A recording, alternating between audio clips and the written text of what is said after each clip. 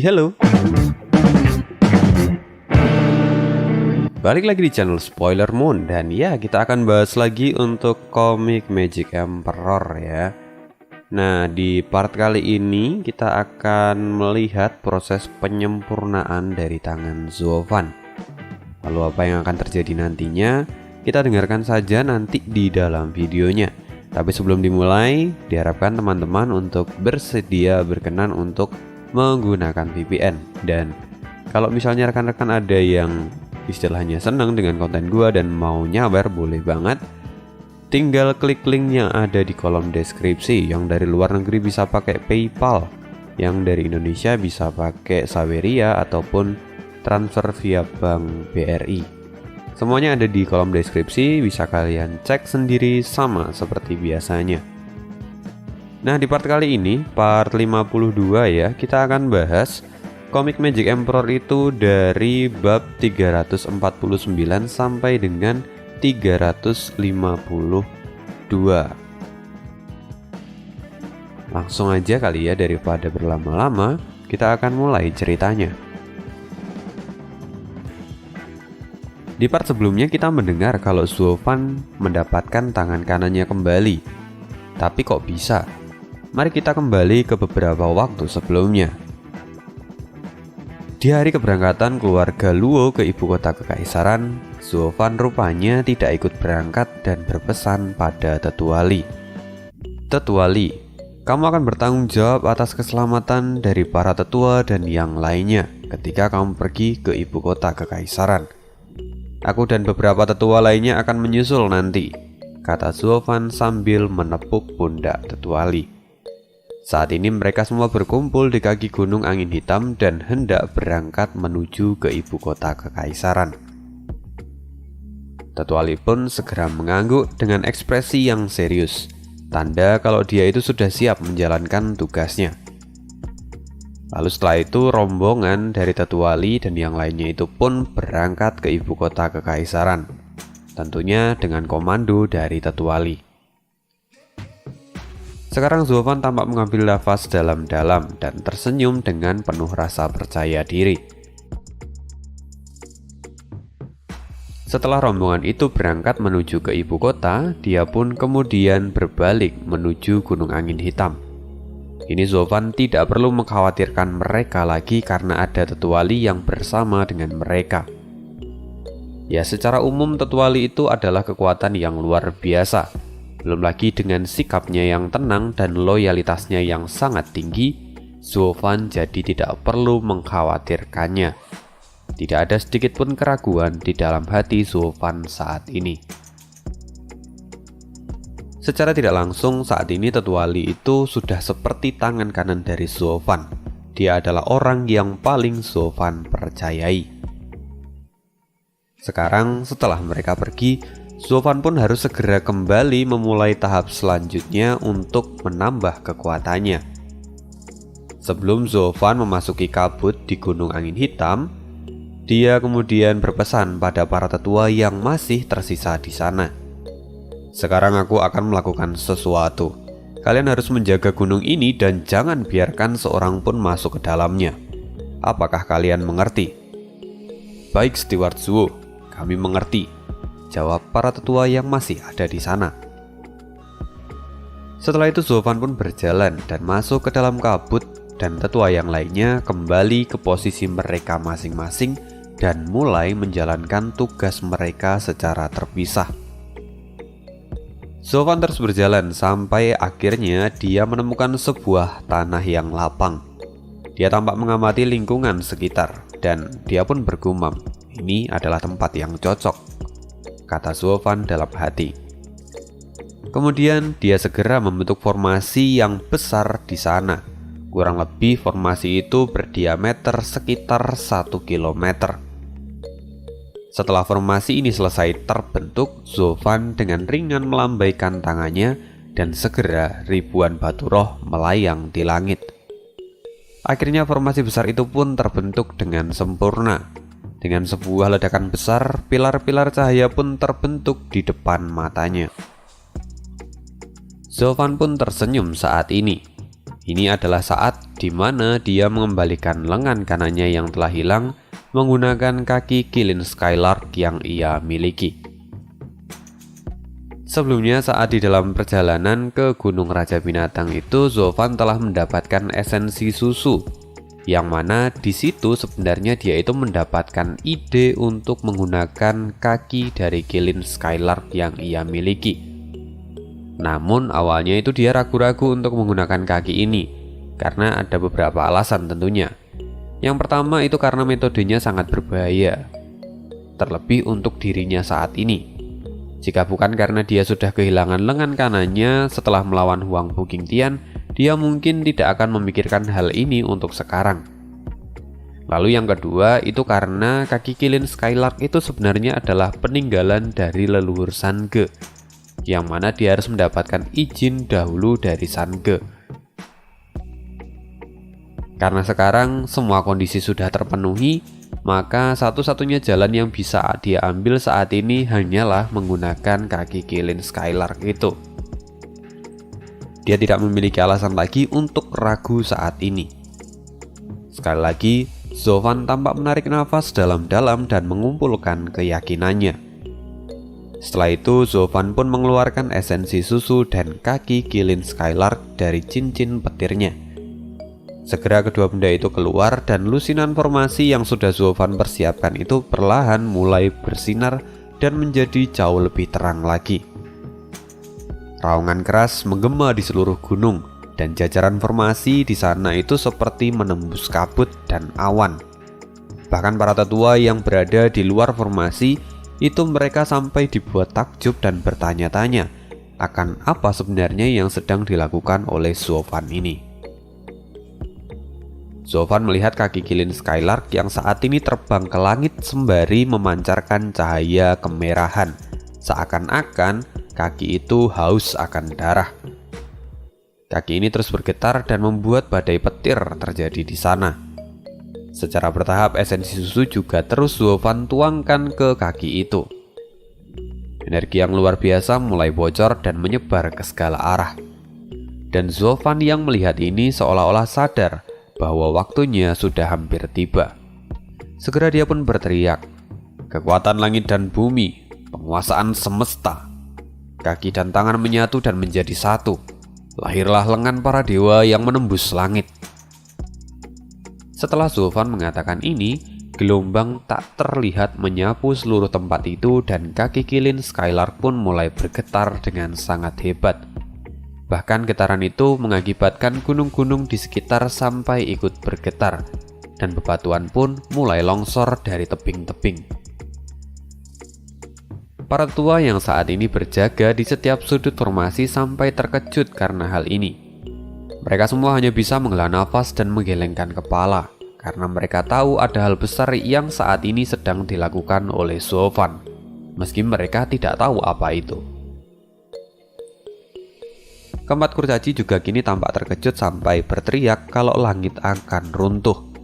Tindakan mereka sungguh konyol seperti anak kecil.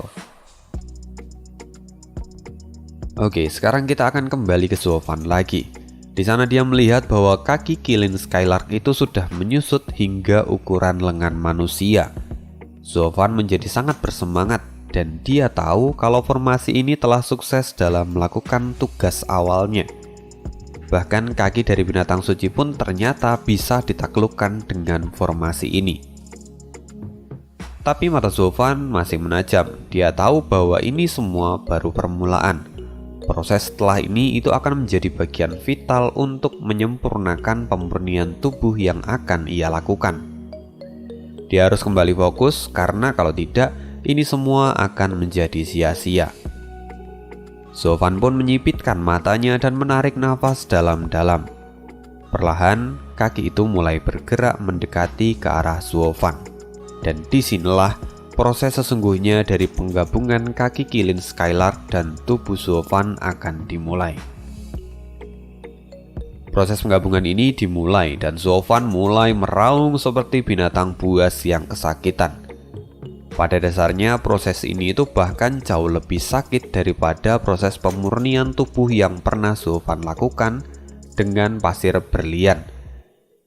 Pada saat Zolfan memulai melebur tubuhnya dengan perlahan, tubuh Zolfan pun mulai melebur di bawah kilatan petir yang ada di sana.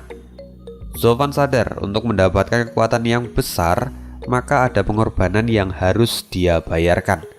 Rasa sakit yang menggila ini harus ia tahan apapun yang terjadi. Dan sejak saat itu, proses penggabungan berjalan dengan sangat lambat. Hari terus berganti dan rasa sakit yang Zolfan terima itu tidak pernah berhenti sedetik pun.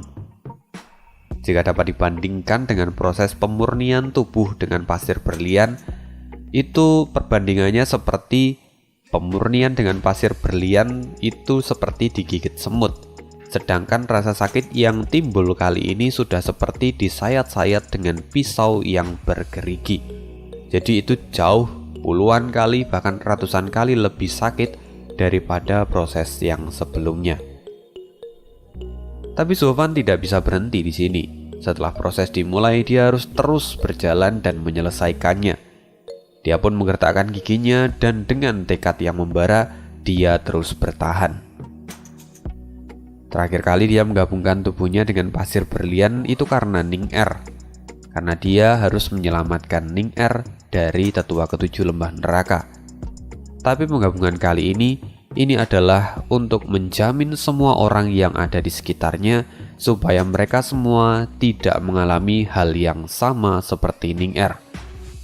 Dengan semua tujuan yang jelas ini, dia tidak bisa setengah-setengah. Dia harus totalitas. Zolfan masih terus menahan rasa sakit ini tanpa mengeluh sedikit pun. Giginya terus ia gertakkan untuk menahan semuanya. Teriakan dan ratapan Zolfan sangat keras hingga para tetua yang ada di luar sampai bisa mendengarnya dengan jelas.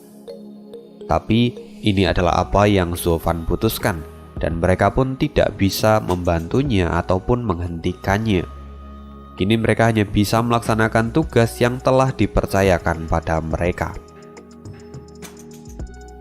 Perlahan daging Zolfan mulai terurai dan perlahan itu juga menyatu dengan kaki Gillen Skylark. Semuanya terjadi dengan begitu lambat. Bahkan organ-organ tubuh Zolfan pun mulai terurai saat ini. Dalam beberapa hari, Zolfan itu hanya tersisa kerangka dan bagian kepala saja. Bahkan sampai matanya pun terus bergetar karena rasa sakit itu masih terus terasa. Jika dalam kondisi normal saat ini Zolfan pasti sudah mati. Namun karena ini di dalam formasi yang sudah ia susun, dia pun masih bisa bertahan dan hidup meskipun semua tubuhnya telah menghilang. Setelah beberapa waktu, cahaya merah di sekitar kaki Gillen Skylark mulai menyebar dan kemudian membentuk tubuh Zolfan secara perlahan. Sesungguhnya ini adalah tanda kalau proses ini akan sukses dan Zolfan pun menyadari ini lalu dia dapat tersenyum dengan puas. Sayangnya, saat itu terjadi semuanya tidak seperti harapan Zolfan. Meski saat ini tubuh Zolfan itu sudah mulai terbentuk ulang, tapi apa yang coba dia serap itu adalah bagian dari tubuh binatang suci. Jadi itu tidak akan pernah semudah yang ia bayangkan. Perlahan tubuh Zolfan pun mulai terbentuk dengan sempurna, dan kaki Gillen Skylark kemudian berubah menyerupai tangan seorang manusia. Tangan yang memiliki sinar merah di sekitarnya itu perlahan mulai menyatu dengan tubuh Zolfan yang sudah terbentuk. Saat tangan itu menyatu, tiba-tiba raungan keras dari Gillen Skylark langsung dikirimkan menuju ke pikiran Zolfan. Tentunya ini membuat Zolfan terkejut dan mengalami rasa sakit kepala yang luar biasa, seolah-olah kepalanya itu sampai mau meledak. Gillen Skylark kini berada di dalam pikiran Zolfan dan dia mulai menggila. Zolfan yang kini tidak bisa lagi menahan rasa sakit itu, kemudian bola matanya mulai memudar. Sebelum Zolfan sepenuhnya pingsan, dia sempat bergumam dan mengatakan kalau penggabungan ini telah gagal. Lalu dia pun tak sadarkan diri. Pada saat yang sama di dalam pikiran Zolfan, Di sana sosok Kilin Skylark tampak mengamuk dan menyimpan dendam yang luar biasa hebat. Dia terus meraung dan berniat menghancurkan pikiran Zofan. Selain itu dia pun tampak bergumam dan mengatakan kalau Zofan itu hanyalah manusia rendahan, di mana dia sangat sombong karena berniat menyerap kaki binatang suci.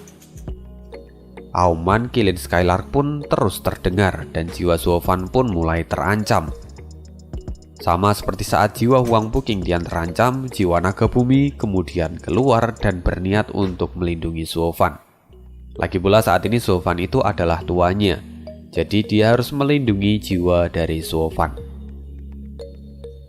Tapi Kilin Skylark yang melihat naga ini justru tampak menghinanya dan berkata dengan jijik, "Cih, kau hanyalah seekor naga bumi dan berniat menghalangiku? Menyingkirlah." Setelah mengatakan itu, Kilin Skylark mengangkat kakinya dan menendang jiwa naga bumi yang saat ini mencoba melindungi Zofan. Alhasil naga itu terlempar dan menabrak ujung jiwa Zofan. Naga bumi terluka parah dan mau tidak mau dia harus kembali ke dadian Zofan tanpa bisa memberikan perlawanan. Kilin Skylark tidak bisa menahan tawanya dan terus menyombongkan dirinya. Namun sesaat kemudian, tiba-tiba dia merasakan perih di bagian punggungnya. Lalu saat dia menoleh, dia bisa melihat seekor burung biru kini telah mencengkram bagian punggungnya yang kokoh. "Apa? Kenapa kau ada di sini, Pak Tua?" kata Kilin Skylark, seolah dia itu mengenal sosok dari burung api biru ini. Kemudian burung itu berkata, "Itu karena anak ini adalah anak yang kupilih. Jadi aku pun menjaganya. Sekarang lebih baik kau bertindak lebih patuh dan membantu anak ini. Karena di masa depan, dia adalah satu-satunya kunci yang bisa membayarkan semua dendam kita." Setelah mendengar apa yang dikatakan oleh burung ini, Kilin Skylark tampak gemetar dan kemudian menyerah tanpa perlawanan. Perlahan akhirnya kaki dari Kilin Skylark itu pun bergabung dan menjadi bagian tubuh dari Zofan dengan sempurna. Setelah penggabungan selesai, Zofan pun terkejut dan kembali sadar. "Apa yang terjadi? Bukankah tadi aku sudah tertelan?" katanya dengan wajah kebingungan. Zofan tidak tahu apapun yang terjadi. Sebelumnya saat kaki Kilin Skylark itu bergabung dan menjadi lengannya, Zofan bisa merasakan aura kebencian dan dendam yang sangat luar biasa di dalam benaknya. Namun sekarang dia sama sekali tidak bisa merasakannya sedikit pun. Zofan sendiri tidak pernah membayangkan kalau dendam dan kebencian yang tertinggal di kaki Kilin Skylark akan sekuat ini. Padahal dia sudah mati untuk waktu yang sangat lama. Seharusnya saat ini kebencian dari Kilin Skylark itu sudah menghancurkan jiwanya. Tapi kenapa dia saat ini masih bisa selamat setelah semua itu? Zofan masih terus berpikir meski dia tidak bisa menemukan jawabannya. Setelah beberapa waktu, Zofan pun hanya bisa menghela nafas panjang dan menggelengkan kepalanya. Lalu Zofan melihat ke arah bawah dan dia bisa menemukan kalau tangannya saat ini sudah kembali pulih dan digantikan dengan kaki Kilin Skylark yang mengeluarkan aura merah darah. Sungguh ini adalah sebuah berkah dan kegembiraan terpancar jelas dari kedua bola mata Zofan.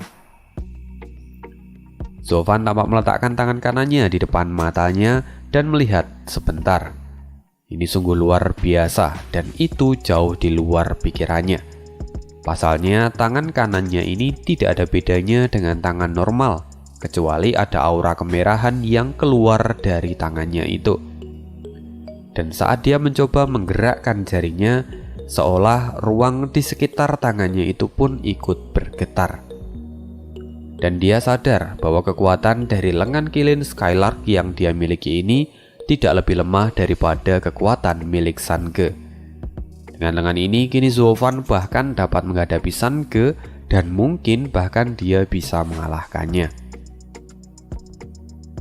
Memikirkan ini semua, Zofan menjadi sangat gembira sampai-sampai secara tidak sadar dia pun melompat. Namun hal yang lebih mengejutkan terjadi kemudian. Dia tidak sadar bahwa tubuhnya saat ini menjadi sangat ringan, dan akhirnya dia melompat sampai setinggi 1000 kaki. Lalu dia seperti melayang di atas awan, dan kemudian dia sadar bahwa saat ini dia itu sedang terbang. Seharusnya ini bukanlah sesuatu hal yang dapat dilakukan oleh seorang ahli di tahap penempaan tulang. Apalagi saat ini dia tidak memiliki sayapnya lagi, jadi seharusnya dia tidak bisa terbang. Kalau memang begitu, kenapa saat ini dia bisa ada di sana? Setelah dia berpikir, dia kemudian menemukan sebuah jawaban yang dapat menjelaskan semua itu. Dia telah melakukan terobosan. Dan benar saja, Zofan segera mengecek tingkat kultivasinya, lalu dia menemukan bahwa saat ini dia telah menerobos dari puncak ranah penempaan tulang sampai ke ranah surga yang mendalam tahap 3. Dan selain itu, jiwa naga yang ada di dalam tubuhnya pun kini telah menyatu dengan sempurna dengan tubuh Zofan. Kini tubuhnya dapat bertransformasi dan mengeluarkan sisik naga, yang mana itu meningkatkan kekuatan fisik dari Zofan. Jika dibandingkan, bahkan kekuatan fisik Zofan saat ini jauh lebih kuat daripada kekuatan fisik Huang Buqingtian saat dia masih hidup. Ini benar-benar mengagumkan. Lalu satu persatu keterkejutan Zofan pun terus berdatangan. Dan akhirnya Zofan menyadari bahwa ternyata baby blood miliknya itu juga mengalami terobosan. Kini baby bloodnya itu sudah berada di ranah surga yang mendalam. Artinya kekuatannya meningkat dan kecepatannya pun meningkat secara drastis. Bahkan kesadaran ilahi dari ahli yang berada di ranah visi dewa itu tidak akan dapat dengan mudah mendeteksinya. Dengan begini, pedang Zofan menjadi jauh lebih tajam lagi. Sekarang mata Zofan menyipit, lalu dia pun menggerakkan tangannya. Perlahan baby blood keluar dari tubuhnya, dan baby blood itu kemudian ia lepaskan untuk mengitari seluruh gunung angin hitam, yang mana gunung angin hitam itu memiliki radius ratusan mil, tapi baby blood dapat kembali dalam sekejap. Di sisi lain, Suekin dan Qiu Yanhai yang saat ini sedang berkultivasi, mereka pun terkejut untuk sesaat.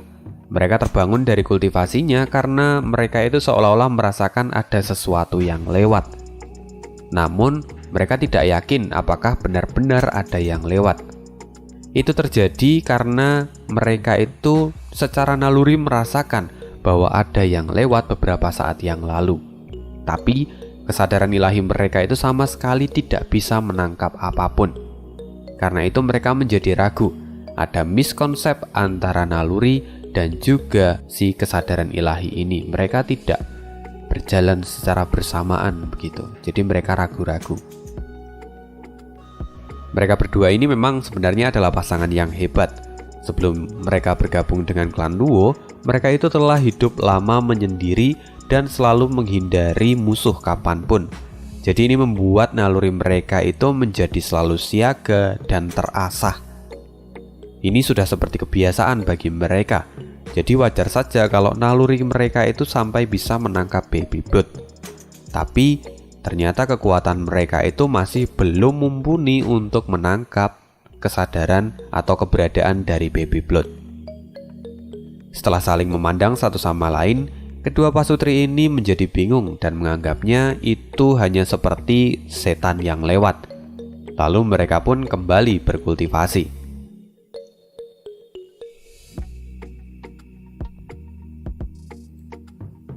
Di sisi lain, di sana ada keempat kurcaci yang saat ini tampak sedang bertengkar.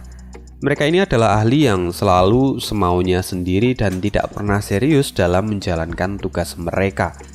Mereka selalu bermain dari waktu ke waktu. Lalu, saat baby blood Zofan itu melewati mereka, hanya kurcaci ketiga saja yang bisa merasakan kalau ada yang lewat. Itu pun dia tidak tahu pasti, lalu bertanya pada kurcaci yang pertama. Karena kurcaci pertama tidak merasakannya dan dua orang lain pun tidak, maka mereka menganggap bahwa itu hanyalah halusinasi dan pengalian perhatian dari kurcaci ketiga. sehingga mereka pun kembali melanjutkan permainan mereka dan saling memukul satu sama lain. Setelah itu Zovan dengan suara nyaringnya berteriak, "Semua tetua segera datang ke hutan berkabut." Saat ini Zovan telah mengetahui semua yang dilakukan oleh para tetua melalui baby blood miliknya yang baru saja berkeliling gunung. Wajahnya pun tampak serius dan menantikan kehadiran dari para tetua. Di sisi lain, setelah mendengar teriakan ini, para tetua dengan panik segera bergegas menuju ke tempat yang diperintahkan. Tak terkecuali tetua Yan yang saat ini berada di dalam laboratorium kecil miliknya dan sedang meracik obat. Dia segera bergegas untuk menuju ke tempat Zovan. Tidak memerlukan waktu yang lama, kini semua tetua telah berkumpul di satu titik dan mereka tampak bersujud di hadapan Zovan. Para tetua yang datang itu semuanya terkejut ketika melihat apa yang terjadi pada Zovan kali ini. Kini mereka bisa melihat bahwa tangan kanan Zovan itu telah kembali. Bahkan basic kultivasinya telah mengalami peningkatan yang signifikan. Mereka benar-benar dibuat kagum oleh pencapaian Zovan kali ini. Hanya dalam waktu 1 bulan, Zovan itu telah mengalami terobosan. Bahkan dia sudah bisa mencapai tahap ketiga surga yang mendalam. Wang Pugingtian saat dia masih hidup dan disebut sebagai jenius pun dia tidak bisa melakukan ini. Kecepatan kultivasi dari Zovan itu benar-benar seperti roket yang tak terhentikan. "Jadi sudah berapa lama aku mengurung diri?" kata Zovan kepada para tetua itu. Sesungguhnya Zovan itu bahkan tidak bisa lagi menghitung hari saat dia dalam proses penyatuan dan penyempurnaan tubuhnya. Jadi sangat wajar jika dia bertanya seperti ini. "Ini sudah 1 bulan lebih, Steward Zuo," kata tetua Yan sambil membungkuk. Zovan pun mengangguk lalu berkata, "Baiklah, sekarang ada yang ingin kubicarakan dengan kalian. Beberapa saat yang lalu aku mengirimkan monster kecilku untuk mengelilingi gunung dan melihat semua yang telah kalian lakukan." "Apa? Jadi barusan itu adalah Anda?" kata Suekin dengan wajah penuh keterkejutan. "Sesungguhnya monster macam apa yang Anda kirimkan itu? Bagaimana dia bisa begitu cepat?" kata Suekin. "Kamu tidak perlu tahu sekarang, itu adalah metode rahasia milikku. Ini belum saatnya untuk kalian mengetahui semuanya," kata Zovan sambil tersenyum. Lalu tiba-tiba senyuman itu seperti berubah dan mengandung niat membunuh yang mengerikan. "Dari apa yang kulihat, tetua Suekin dan juga tetua Kyu sangat waspada, bahkan bisa menyadari walau ragu-ragu. Sedangkan tetua Yan tampaknya sangat fokus pada pembuatan obat. Dan lagi pula, kultivasinya juga masih berada di puncak surga yang mendalam. Jadi sangat wajar kalau dia sama sekali tidak menyadarinya. Hanya saja, kalian setan-setan kecil, apakah ada yang ingin kalian katakan padaku?" kata Zovan sambil menatap tajam ke arah para kurcaci itu. Mereka berempat sadar kalau Zovan itu sudah mengetahui semuanya. Jadi percuma saja kalaupun mereka memberikan alasan. Justru itu hanya akan memperburuk kondisi mereka. Mereka hanya memiliki satu jalan yang bisa mereka pilih saat ini. "Steward Zuo, kami tahu kami salah. Kami siap menerima hukuman darimu. Kamu boleh memukul kami sampai kamu puas, tapi tolong jangan menggunakan ulat sutradara itu. Kami benci rasa sakit yang timbul darinya," kata keempat kurcaci itu sambil memelas. "Bagus kalian sadar akan kesalahan kalian. Sebelumnya sudah kuperintahkan kalian untuk berjaga. Tapi kalian malah bertengkar satu sama lain. Maka sekarang aku akan mengabulkan permintaan kalian. Aku akan memukul kalian sebagai hukuman. Dan aku tidak akan menggunakan ulat sutradara itu," kata Zovan sambil tersenyum. Mendengar ini keempat kurcaci itu sangat senang. Mereka merasa berhasil membodohi Zovan dan mereka bisa terbebas dari hukuman yang menyakitkan. Kini mereka berempat sudah mencapai ranah visi dewa. Artinya jika mereka menerima pukulan dari Zovan, itu tidak lebih dari seperti digigit oleh serangga. Kini mereka semua bersorak karena merasa kegirangan. Jadi sekarang, haruskah aku memukul kalian dengan tangan kananku atau dengan tangan kiriku? Kata Suovan sambil melihat mereka berempat. Itu terserah Steward Zuo saja.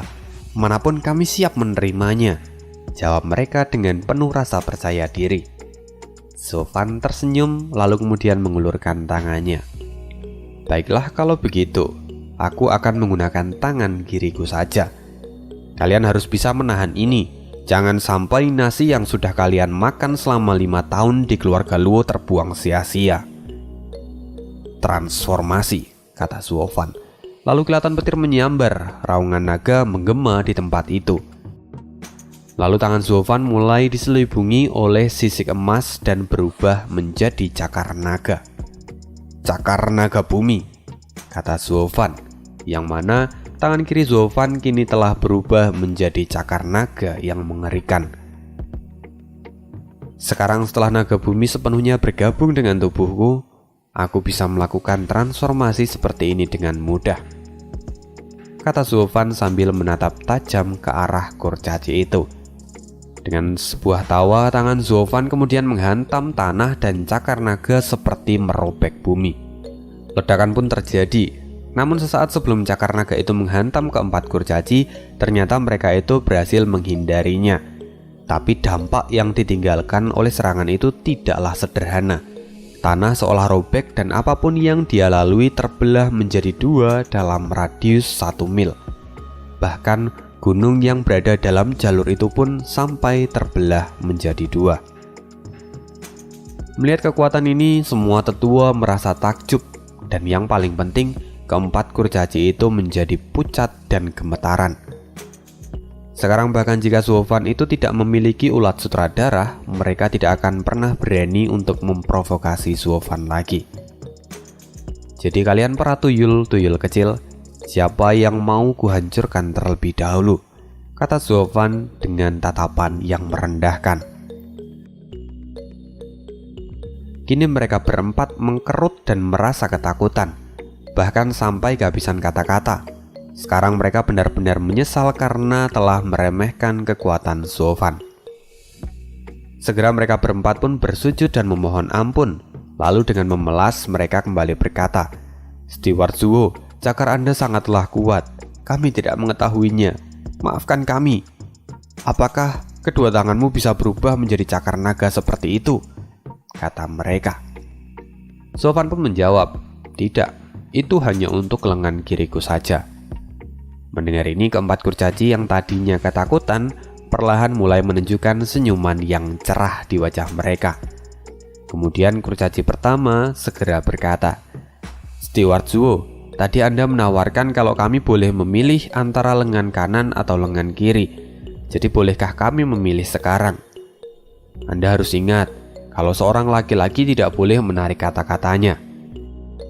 Suovan tersenyum lalu kemudian dia berkata, tentu saja, aku sudah mengatakannya. Hanya karena kalian mengatakan aku bebas menggunakan tanganku, maka aku memutuskan untuk menghajar kalian dengan tangan kiriku. Jadi bukankah itu sudah cukup? Jawab Suovan. Steward Zuo, maafkan kami berubah pikiran. Tolong gunakan tangan kanan Anda saja, dan Anda boleh memukul kami sampai puas, jawab kurcaci pertama sambil tersenyum. Kini mereka tahu kalau tangan kanan Suovan itu tidak mampu berubah menjadi cakar naga. Jadi mereka dapat bernafas dengan lega. Dengan begini meski mereka itu dipukuli berkali-kali, tapi itu hanyalah pukulan dari seorang ahli di ranah surga yang mendalam. Jadi itu tidak akan sampai melukai mereka. Itu yang ada di pikiran mereka. Terlebih, tangan kanan Suovan itu baru saja disembuhkan. Jadi jika Suovan terlalu memaksakan dirinya, itu justru akan buruk baginya. Bahkan mungkin tangan kanan yang baru saja jadi itu pun akan hancur di hadapan tubuh mereka. Tubuh dari ahli di ranah Visidewa. Senyuman dari keempat kurcaci itu pun akhirnya muncul dan mereka merasa menang, seolah-olah mereka berhasil membodohi Suovan. Tapi Suovan tersenyum lalu dia berkata dengan santai, jika memang itu yang kalian inginkan, maka aku tidak bisa menolaknya. Akan kugunakan tangan kananku kali ini.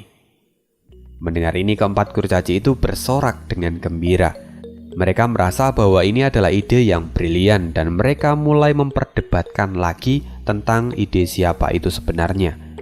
Mereka itu seperti mengagung-agungkan ide ini, seolah ide ini itu sangatlah brilian. Karena hal ini juga mereka mulai bertengkar lagi.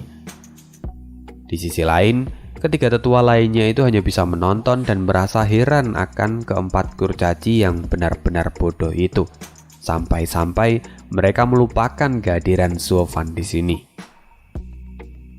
Kemudian Zhuofan pun menatap mereka berempat lalu berkata, "Jadi apakah kalian berempat sudah siap menerima pukulan dariku?" Kini senyuman tampak jelas di wajah Zhuofan, tapi di balik itu semua dia benar-benar sangat marah.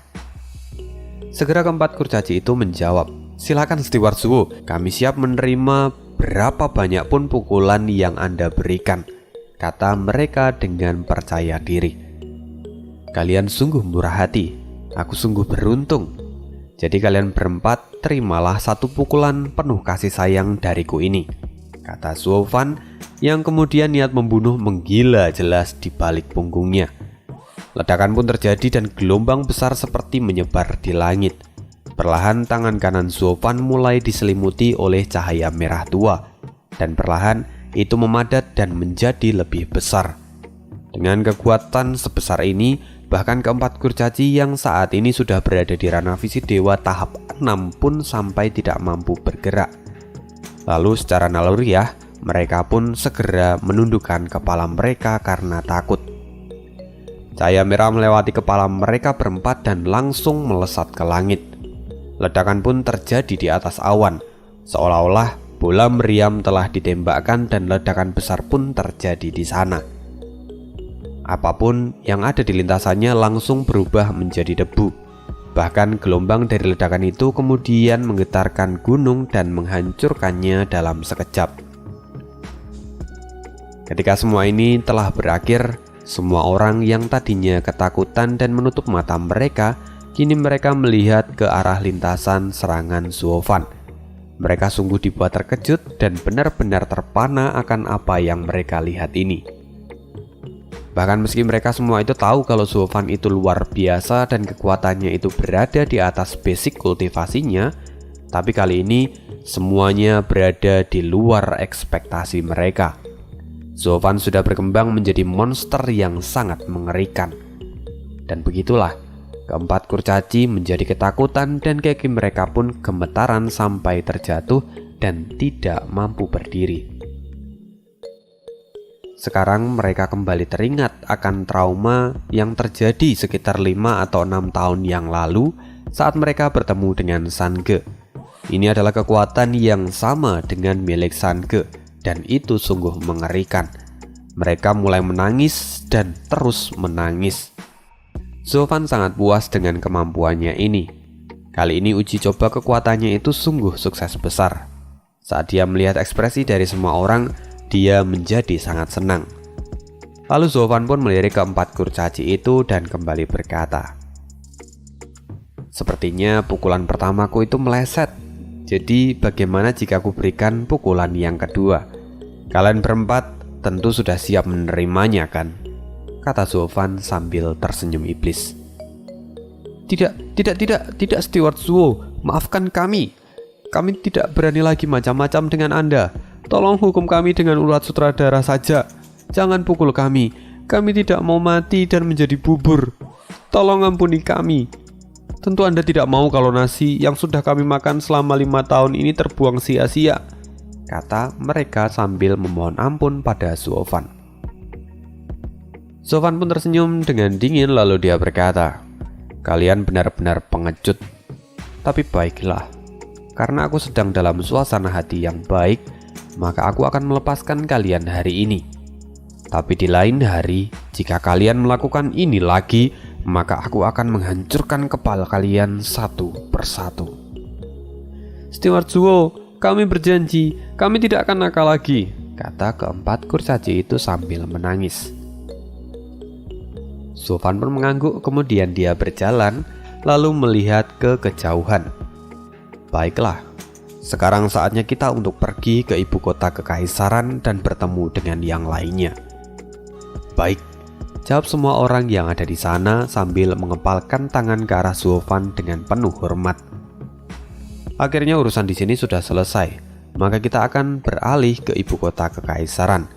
Dan di sana tampaknya 9 gerbang setinggi 3 meter masih tertutup rapat. Di atas pintu itu terdapat ornamen dari 340 batang tembaga emas dan membentuk formasi Zhoutian, yang mana itu adalah lambang kestabilan dunia dan kekuatan abadi dari kaisar. Di sana juga terlihat berjejer pasukan berlapis baja yang menjaga gerbang itu. Setiap orang yang memandangnya pun dapat merasakan adanya aura yang kuat mengalir dari tempat itu dari waktu ke waktu. Hari ini adalah hari yang spesial. Jadi kekaisaran tentu saja mengerahkan lebih banyak penjaga untuk mengatur semua keamanan yang ada di dalamnya. Hari ini adalah kedatangan ke-7 pilar dan juga pengangkatan dari pilar ke-8. Peristiwa ini membuat ibu kota kekaisaran menjadi kembali hidup. Belum lagi, kekaisaran juga mengerahkan semua ahli yang ada di dalam kekaisaran untuk datang ke ibu kota. Bahkan para ahli dari keluarga kecil pun diminta untuk berpartisipasi. Dan kini, para ahli itu masih berada di luar gerbang kota dan menunggu dibukanya ke-9 gerbang ini. Semua orang sudah mengetahui tentang hari spesial ini, dan banyak di antara mereka mulai berbincang dan membicarakan kebangkitan keluarga Luo. Terlebih, setelah turnamen 100 aliran, keluarga Luo sudah dianggap seperti dewa. Semula mereka hanyalah keluarga kelas 3, tapi sekarang mereka bahkan mampu bangkit dan menjadi pilar ke-8. Tentu ini adalah prestasi yang sangat luar biasa, yang bahkan dicapai kurang dari 10 tahun. "Tuan, tunggu!" teriak seorang pemuda dari tengah kerumunan orang-orang yang ada di sana sambil mencoba mengikuti seorang anak kecil yang kini tengah berlari. Setelah mendengar teriakan dari pemuda ini, anak kecil itu yang tadinya berlari kemudian menoleh ke belakang lalu berkata, "Akhirnya aku bisa keluar," katanya dengan mata yang berseri-seri. "Tuan, Anda harus cepat kembali. Jika tidak, maka saya bisa dihukum," kata pemuda itu yang sepertinya adalah pelayan atau mungkin malah penjaga dari anak ini. Anak kecil ini tampak tertawa dan tidak memperdulikan apa yang dikatakan oleh pemuda tadi. "Aku sudah terkurung selama bertahun-tahun dan aku tidak boleh keluar rumah. Ini adalah kali pertama aku berhasil melarikan diri, jadi bagaimana bisa aku kembali secepat itu? Ini adalah momen langka yang bahkan tidak terjadi dalam 1000 tahun terakhir. Aku tidak mau melewatkannya. Aku mau melihat penobatan dari keluarga Luo menjadi pilar ke-8 kekaisaran. Sekarang aku ingin melihat semua itu dengan mata kepalaku sendiri. Keluarga seperti apa sebenarnya yang bahkan mampu menggerakkan hati dari ayah, maksudku kaisar, sampai beliau menggelar acara dengan dekret khusus seperti ini," kata anak itu dengan gembira. Sebelumnya kita dengar kalau anak itu secara tidak sengaja keceplosan memanggil kaisar itu dengan sebutan ayah, yang artinya anak kecil ini sesungguhnya adalah sang pangeran dan merupakan adik dari Yuencong, pangeran ketiga. Pemuda yang dari tadi mengikuti anak ini sekarang tampak ngos-ngosan dan dia hampir menangis karena tingkah pangeran kecil ini. "Tuan muda, ayo pulang. Kamu berjanji untuk kembali setelah keluar dalam 1 atau 2 jam. Ini sudah sangat lama. Kita harus kembali atau ayahmu akan marah besar padaku. Belum lagi jika terjadi sesuatu padamu, siapa yang mau bertanggung jawab? Kamu diamlah, atau aku akan memukulmu jika kamu terus memaksaku untuk kembali," kata pangeran kecil dengan rasa kesal di wajahnya. "Jika memang demikian, ayo kembali dan Anda bebas memukulku sampai Anda puas," kata pemuda itu sambil memohon. "Kau ini," kata pangeran kecil itu sampai kehabisan kata-kata setelah mendengar ucapan pemuda itu. Lalu tiba-tiba suara teriakan terdengar, "Yang mulia ada di sini." Mata semua orang langsung tertuju, tapi bukan pada pangeran kecil ini. Saat ini mereka melihat ke arah kereta kuda besar yang baru saja sampai. Dari dalam kereta itu keluar 2 orang pemuda dengan jubah yang sangat megah dan memiliki corak naga, yang mana kemudian mereka terlihat turun. Para tentara segera berbaris dan membukakan jalan untuk kedua pangeran ini. Lalu perlahan mereka pun bergerak maju menuju ke depan gerbang kota kekaisaran. "Ah, itu kakak, jangan sampai dia menemukanku," kata pangeran kecil yang kemudian mencoba menyembunyikan dirinya di antara para kerumunan orang-orang itu. Kini pangeran pertama tampak berjalan dengan tenang. Lalu dia berhenti di depan kerumunan dan berkata, "Maafkan kami. Sekarang gerbang masih belum bisa dibuka karena keluarga kekaisaran masih belum semuanya datang. Kita harus menunggu sampai semuanya siap. Saya sangat menyesal kalian harus menunggu di luar seperti ini. Saya mewakili kekaisaran memohon maaf pada semua orang." Setelah mengatakan itu, pangeran pertama kemudian membungkukkan kepalanya. Ketika semua orang melihat ini, tidak ada satupun dari mereka yang tidak merasa tersentuh. Lalu tanpa dikomando, mereka pun segera membungkuk dan memberikan hormat.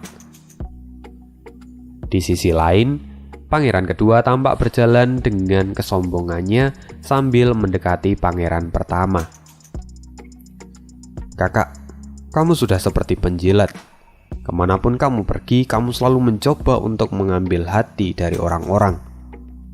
Semua orang tentu terkejut melihat orang itu. Mereka tahu bahwa itu adalah pangeran kedua yang mana wataknya itu memang tidak terlalu baik. Sekarang di sana terdapat 2 orang pangeran dari generasi pertama dan kedua milik kekaisaran, yang mana kepribadian mereka itu sungguh bertolak belakang. Sang pangeran pertama yang dikenal dengan panggilan Yuenbo sangat halus dan baik. Sedangkan pangeran kedua yaitu Yuenyong adalah orang yang kasar dan penuh ambisi. Pangeran pertama melihat tingkah laku adiknya ini, dia merasa kesal di dalam hatinya. Tapi dia kemudian menghela nafas dalam-dalam. Lalu dia berkata, "Adik kedua, apa maksudmu?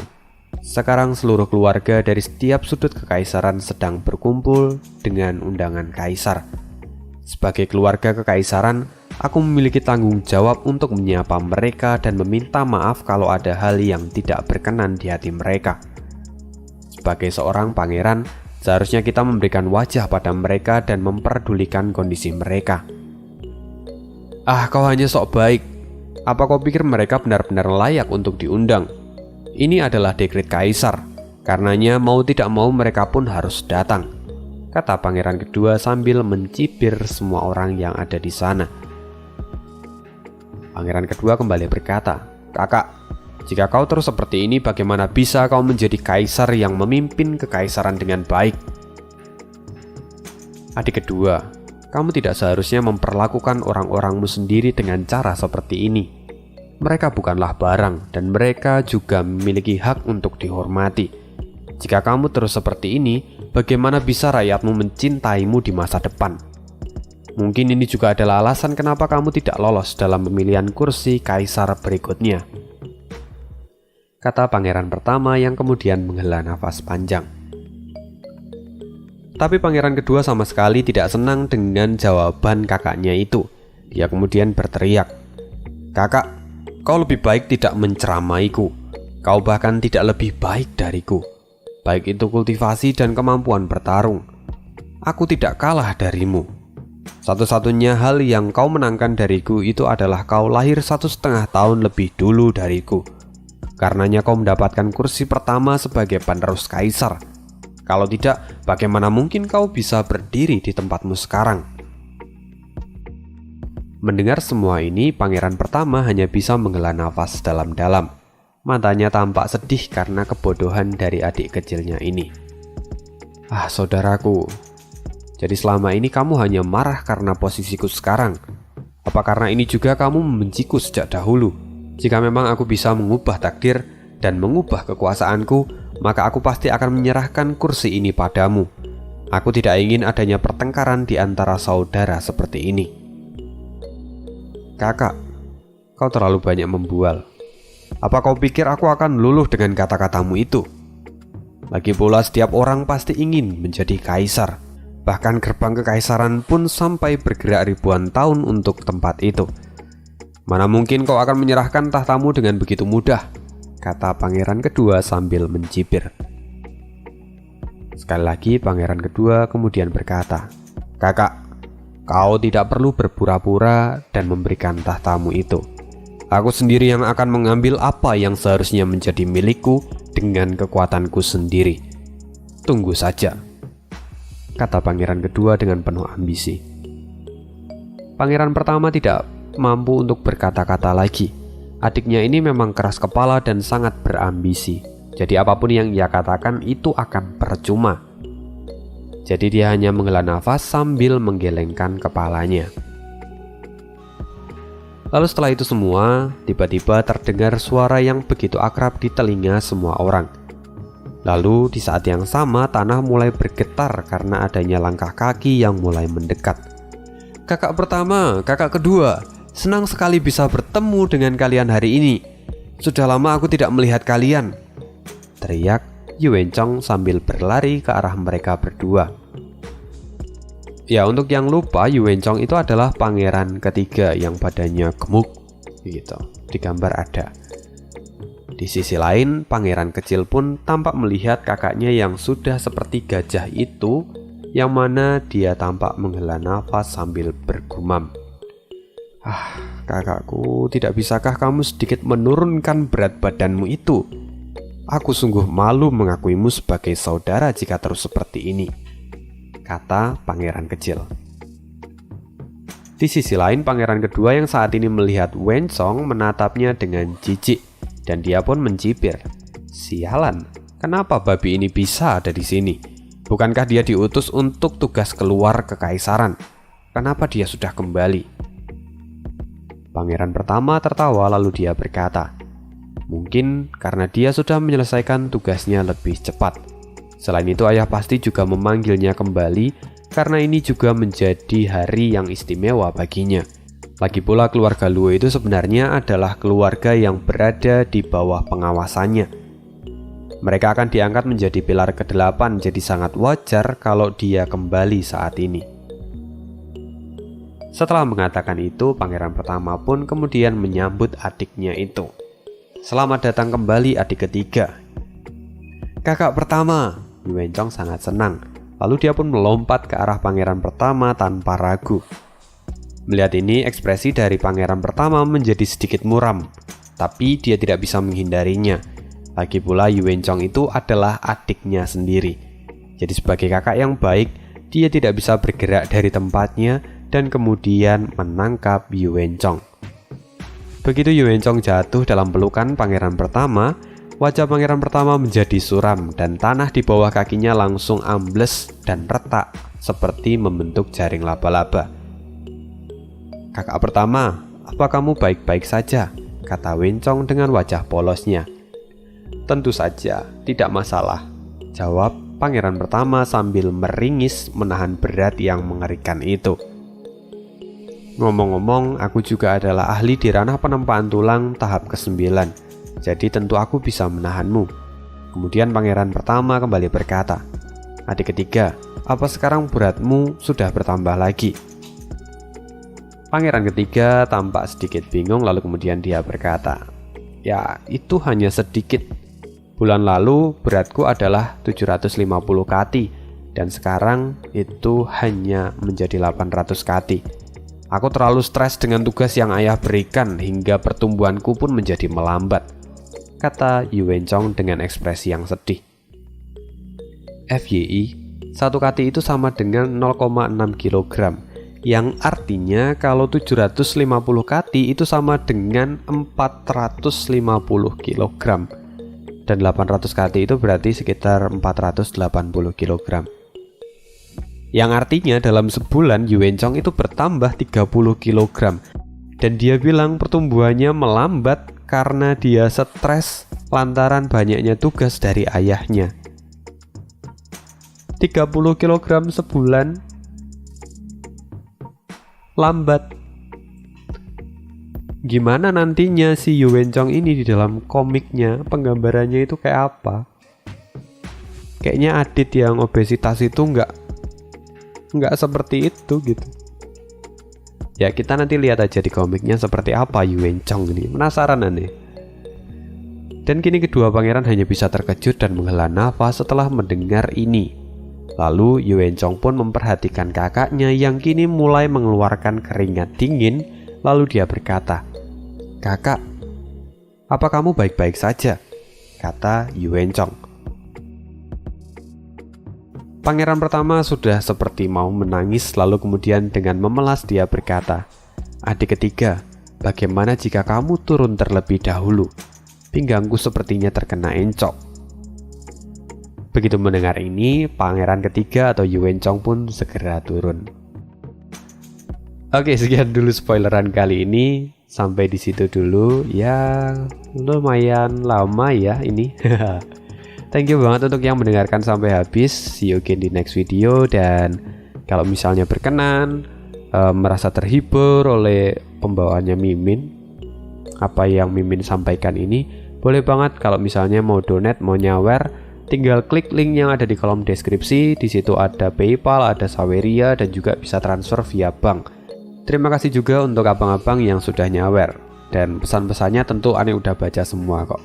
Thank you banget. See you again di next video dan bye.